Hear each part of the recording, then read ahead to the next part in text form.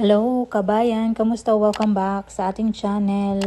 So, ayan, mayroon tayong mga kababayan nagtatanong kung saan daw pwedeng mag-request ng GCash card or yung Visa card ng GCash. So, dito po ako sa aking GCash application. Click mo lang itong View All. Ayan. And then, scroll down nyo lang hanggang makarating kayo dito sa Manage.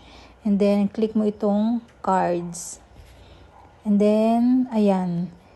Meron po kayong makitang ganyan na GCash Visa card, and then andito yung information. So, pwede po itong makapag-withdraw kapag may card na kayo from BancNet or Visa ATMs worldwide. And then, pwede rin siyang gamitin sa mga online shopping. So, dito po ay i-click mo itong order a card, and then ito, send me a card. And then, meron po kayo dyang fill upan na form. So, click mo lang itong send me a card, and then ganyan po yung lalabas.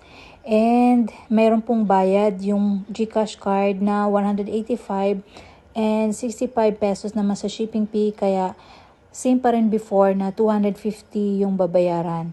And then click mo lang itong next. And then ayan, fill upan mo lang po itong form, and then kapag tama yung lahat ng mga details after nyo ma-confirm, click mo lang itong I accept and then next. And ayan, so sa ngayon hindi po muna ako mag-order ng card. And follow nyo lang po yung mga susunod na instruction. And then kapag successful yung order nyo ay meron naman dyang lalabas na successful ordered. And then waiting po kayo ng 4 to 10 days or depende po yun sa location. So hindi ko masisigurado kung ilang days bago dumating yung card. So, ayan lang po muna for this video. Bye-bye!